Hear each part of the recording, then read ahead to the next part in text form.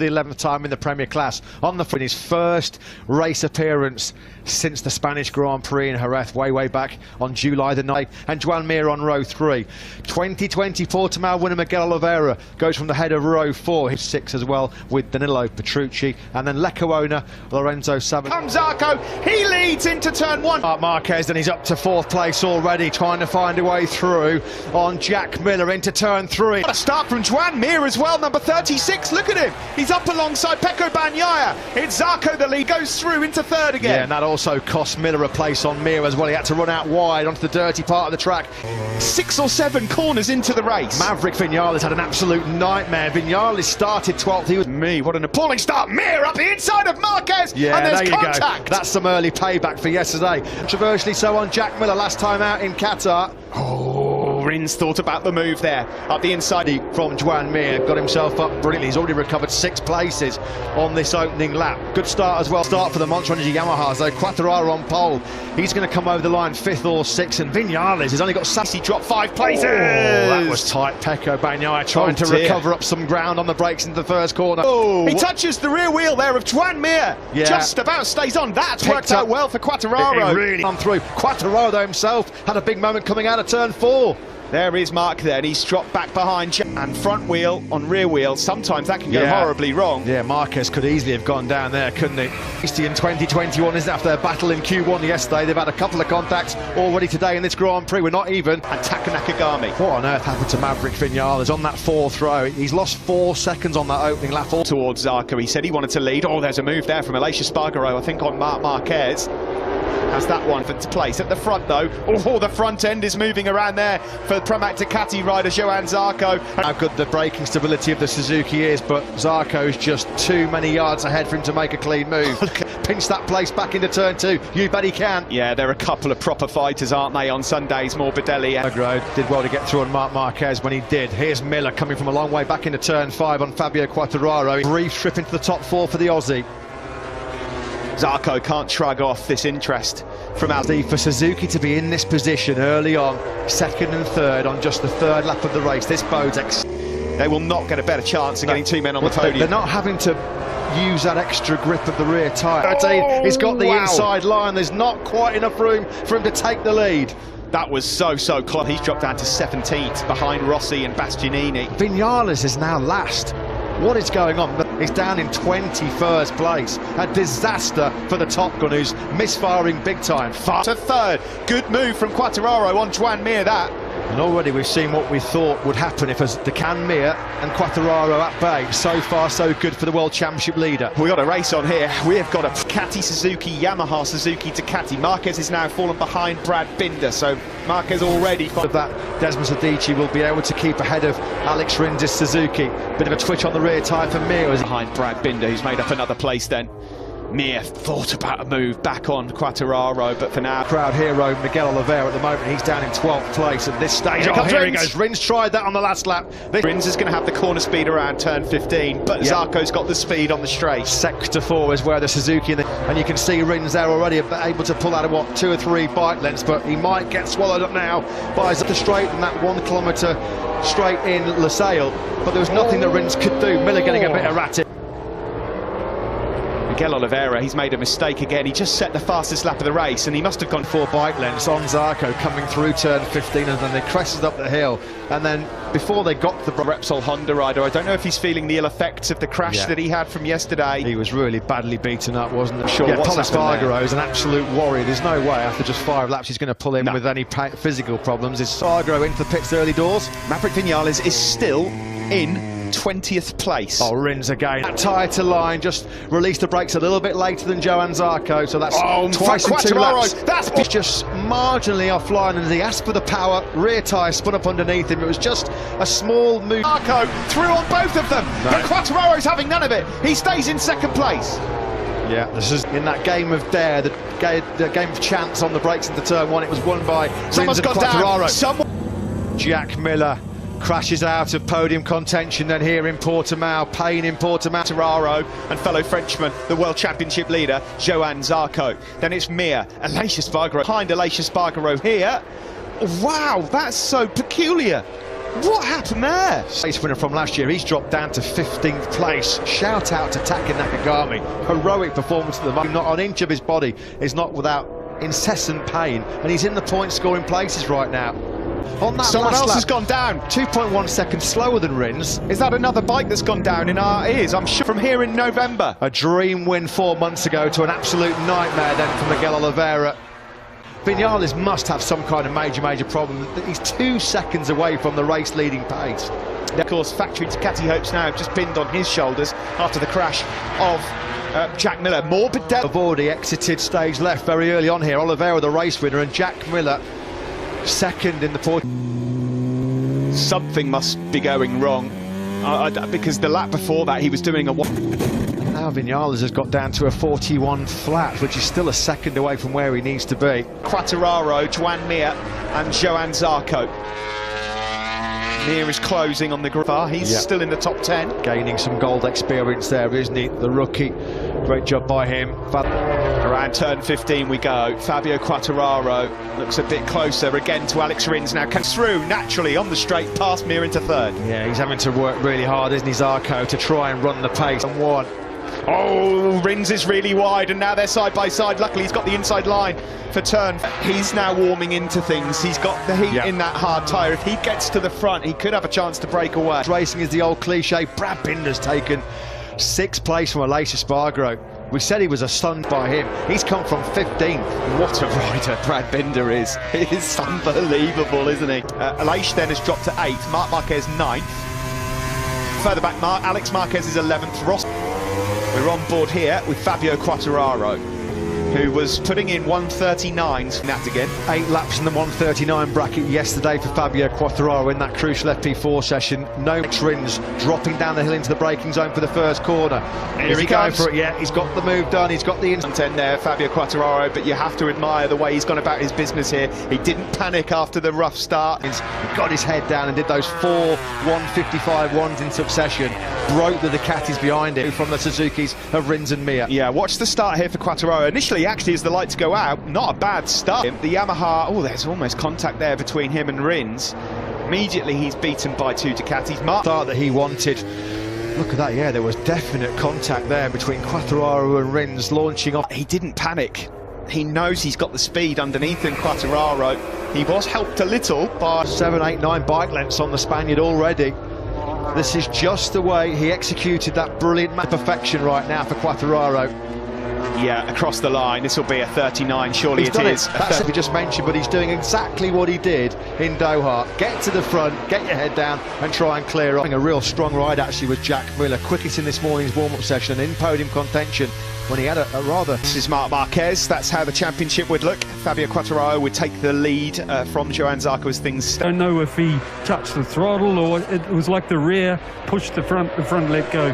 Just went up the moment because he's only a 10th slower. In terms of race pace there, because yesterday he couldn't get into anywhere near the mid-140s. They've obviously found the... In we go, there will be 12 laps to go. We've reached the halfway point of this race in Portugal. Yeah, quite clearly. Joan Mir's going to have his hands full hanging on to that podium finish. He's the first MotoGP World Champion since the late great Nicky Hayden back in 2007. He won't want to make it 3 in a row. He was just missing that little bit of experience. Last year didn't go to plan, but this is a turbocharged. The better endurance, having plumped on the grid late on for the hard rear compound. Weekend, Michelin did say if the track goes over 35 degrees, then the hard rear tyre certainly does come behind Valentino Rossi. Well, he's lapping at the same pace as his teammate Alex Marquez, who's a little bit further up the road. Team principal keeping an eye on Johan Zarco, the championship leader. He won't be the championship leader as things stand. Credit to Zarco, he got himself into the high 139s on that last lap himself. 39.8 here on the start-finish straight. You bet he can. There's your answer. And it's a fairly emphatic one, isn't it? Quartararo and Rins yet 9.654 for Quartararo, immediately bettered with a 39.598 from Rins. Having to work so hard in the twisty sections of Portimao just to try and keep that position. And Zarco blitzes on by like mere standing still. Alex Rins is keeping the pressure on Fabio Quartararo. All he can do, try and force the Frenchman into... He's crashed. What a shame for him, because he just hit some decent pace. At the start of this Grand Prix, we had three sets of brothers involved, Marini and Rossi, in the battle, and that's the Marquez brothers, who at the moment are 9th and 10th. Bagnaia closes on his recent record, Steve. Now that's just 12 points scored in his last 9 races. I think he'll be pleased to get out of here. Jerez is a circuit he adores, and let's hope that he Binder in 7th, Aleix Espargaro behind him. Marc Marquez, to his credit, at this stage of the race in 40s, not bad at all. Yeah, Franco Morbidelli's getting a hurry up as well. That's when he's going to catch out the doctor. Tips it in. Oh, that went incredibly early, didn't it? Yeah. Track limits warning for Franco Morbidelli. So he's got to be pretty careful. Maverick Vinales only in the point scoring places right now, but 14th is not going to cut it if you want to win a world title in MotoGP. And through he goes. Bagnaia up into 5th place now. Luxury position is to make your passes on the brakes going into corners, which puts you in that really precarious zone when there's to get over that crest and attack. It's just like we said, free time. You don't really have to put in much effort as long as you... Then Quartararo from Alex Rins. Zarco in a bit of a lonely 3rd now. He's got some cracking pace right now. Resistance of the world champion, 39.7 on that last circuit for Johan Zarco. 10th at Marquez has just crossed the line to the 40 flat, which when you consider his physical condition and the length of time he's been out, 18 long days since Marc Marquez actually saw a checkered flag in the MotoGP World Championship when he was victorious and accomplished. He'll want to get a real good test. Looks like he's going to exert that pressure to try and show Quartararo a front wheel. There was 1/1000th of a second between the pair of them. 6th in Qatar, 4th 2 weeks ago. He's going up in increments of 2 at the moment because he's not buckling under the pressure.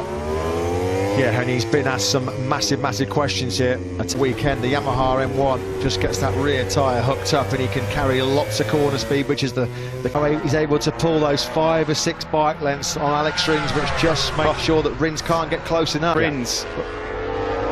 If Alex Rins finishes in this race 2nd tonight, Steve, he will be able to go on the day. You're just beaten by the marginally better man at the moment. Fabio Quartararo is in that position. Because Bagnaia, someone's gone down. Bagnaia goes up a place. Who's crashed out? Who's crashed out? He makes blunders at the worst possible time. Well, we said it was him that was putting pressure on Fabio Quartararo, on Alex Rins. And it's Rins who's caved into that pressure. It's such an awkward corner to get right. That mistake. He's done everything, and he can't find a way through, even to show Quartararo's front wheel. Cast your minds back to Austria last year. He just slipped up the inside of Andrea Dovizioso and crashed out immediately. And what very comfortable Sunday afternoon stroll in the sunshine to back-to-back wins here in Portugal. Yeah, no surprise to see. He moved past Mir. He's now hunting down Zarco, and he's got much better pace as Pecco Bagnaia. This has been a fine run. Could have been done from pole position. He's definitely going to be contemplating what might have been, isn't he? In terms of the championship lead, it might get a little bit worse for him as well, because he's going to have his hands full trying to keep Bagnaia at bay, and he can't do it. Bagnaia clean as a whistle, and Bagnaia now up into 2nd place, and that does change the championship picture slightly. Yeah, man, the only Suzuki man left in this race, the world champion Mir. He's in 4th. This is the battle for 2nd then. Mir is now down and out of the race. Rins blows a podium. Zarco blows a podium. He certainly blows the Fabio Quartararo. Championship rivals biting the dust. Quartararo checked out a long touch going into the Spanish Grand Prix in Jerez last year, where what happened? He dominated both races from pole. No, Jorge Martin after his high-speed spill yesterday, and that front went really quickly, didn't it, from underneath Johan Zarco. Never so easy to be distracted. That went so quick on Zarco. He wasn't expecting that, was it? It was almost like a... Crashes up ahead of him. Marc Marquez is now in 7th behind him. Alex Marquez is 8th. Nakagami is what to say about Alex Rins. I agree with you, Matt. It's happened Grand Prix, and he is absolutely inconsolable. Ashton remounted as well.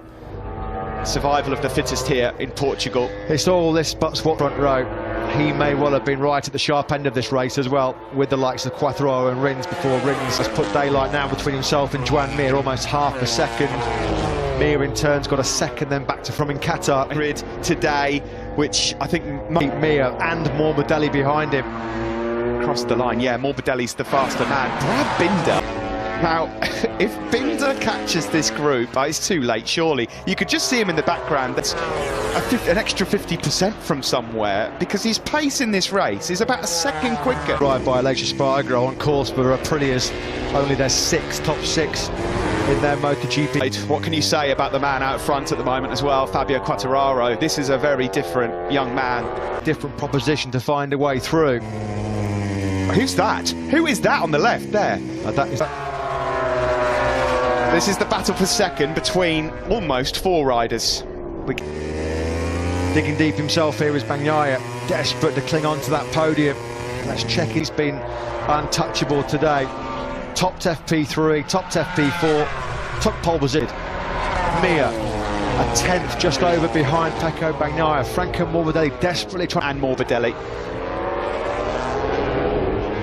Quartararo's live heart rate just came on screen. Shot up to 661 beats from the I thought it was coming up. F. Quartararo, crash. Yeah, same, absolutely the same. Through Alex Rins into a crash. Quartararo is well and truly fired up in 2020. On the Italian, you've got to give an enormous amount of credit to Pecco Bagnaia because he really has. He's getting close. Does he fancy a lunge here, the world champion Joan Mir, or is he going to hold on to the first podium of the year? The only place to end that second place. Franco Morbidelli, unfortunately, looks like he's just going to miss out on the podium, but a Walter being made ready. Mir is going to try everything, but ultimately it's the power of the Ducati that will elude him. Here, an excellent ride from Morbidelli. Binder as well in fifth. Aleix Espargaro sixth, and the returning Marty ahead of his younger brother Alex, with Bastianini finishing in ninth. And this is a scrap here.